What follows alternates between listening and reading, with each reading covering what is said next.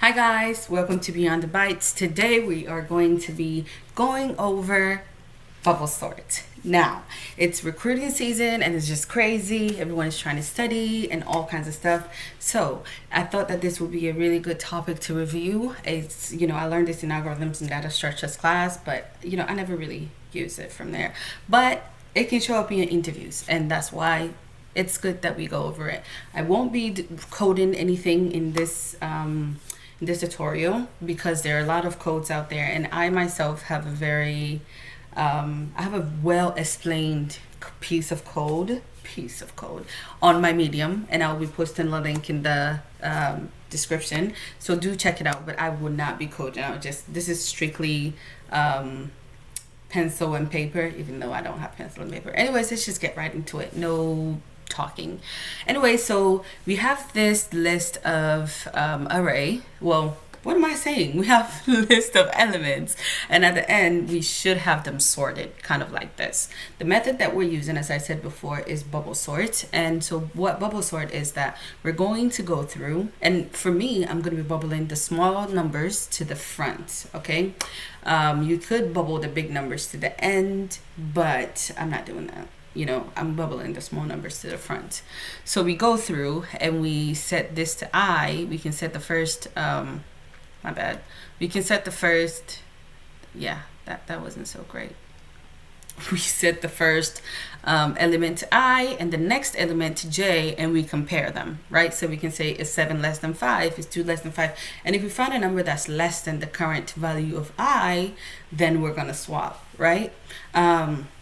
So let's just go through. So we have a variable I, and I is equal to 0, which is the index, right? And then we have a variable J, which is equal to I plus 1, right? And I like using I plus 1 because, for instance, if we end up starting the sort from 2, which will be index 2, surprisingly, that's just a big coincidence. But anyways, if we put I to be 2, and when we began, we set I to 1, then it's just not going to work because J needs to be the next element after I. So technically speaking, if I is here, then J should be 4, right? But if we just set this to I, then it's just not going to happen. So I like to do I plus 1, so that I am very sure that J is always the next element after I, wherever I is. I could be here, J will be here. I could be here and J will be here. But anyways, that's just, something that I just thought I'd, make clear. But anyway, so we have I and J. I is right here. Right now, I is 5 and J is I plus 1. And I'm going to be just using a temporal array over here on this side, but this is not how the computer will do it. We do not create a new array. This is an in-place algorithm, which means there's no creation of a new array. We don't need to copy anything. We don't need to do all of that. This is not quick sort or merge sort, so we don't need that. But I am just using it to show you how it works, right? So anyways, so we start at 0. I is equal to 0, which is this index. And the element at this index is, 5. So it's like saying array of I and array of J.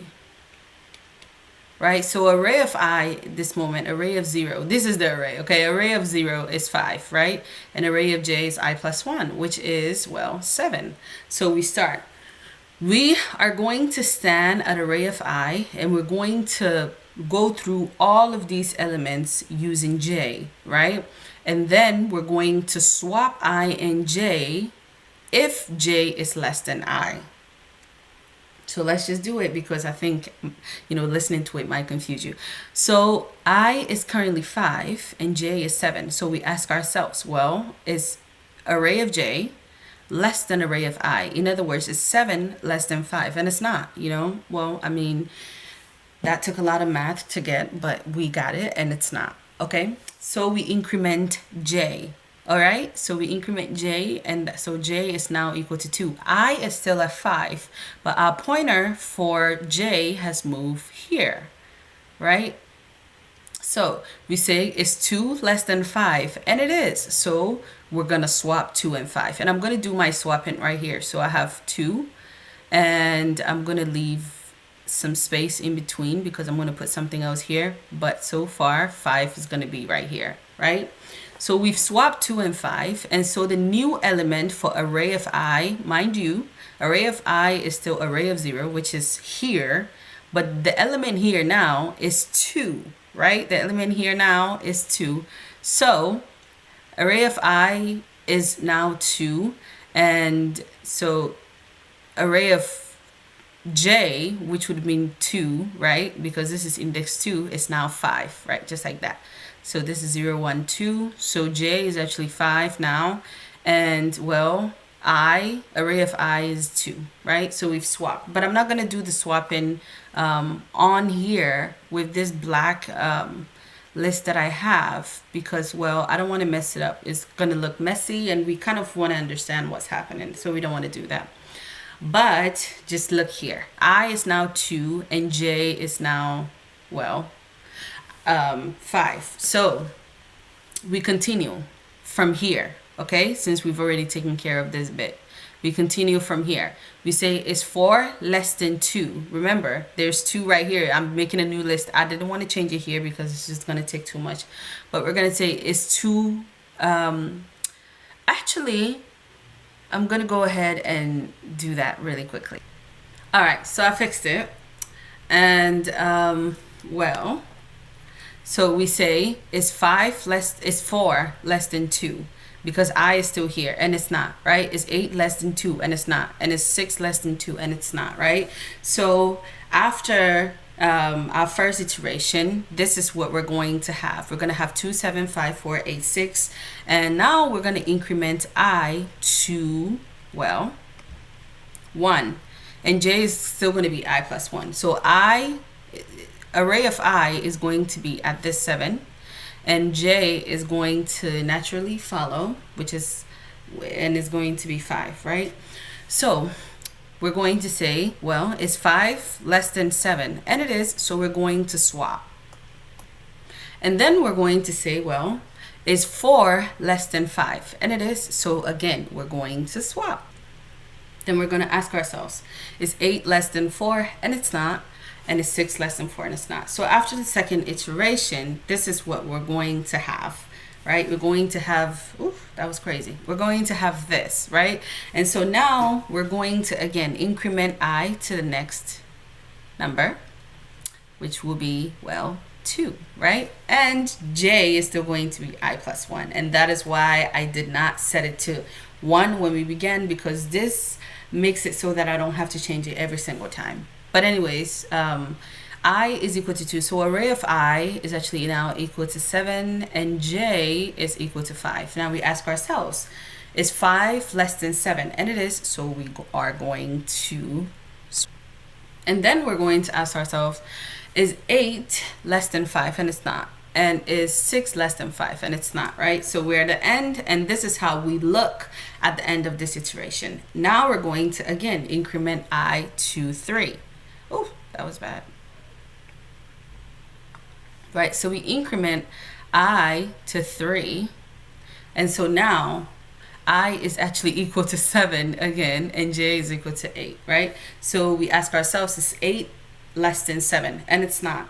So we say, is 6 less than 7? And it is. So we're going to swap the two of them. And the very last one that we have, we are going to be asking ourselves this very hard question. This is, by the way, this is going to increment to 4. I'm not going to erase. I'm just going to put it right here.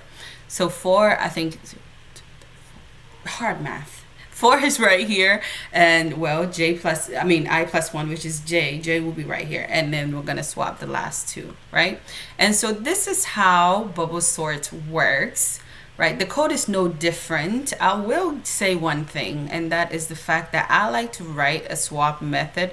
I like to practice when I'm doing interview prep. I like to do things in like groups. And so if I'm going to be practicing sorting algorithms that I'm going to be doing: bubble sort, quick sort, merge sort, selection sort, counting sort, or count sort, whatever you want to call it.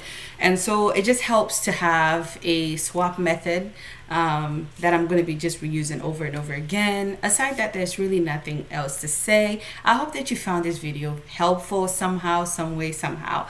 If you did not, then I'm sorry. I hope something else works for you, but this is the way I do it and this works for me. And so thank you for watching.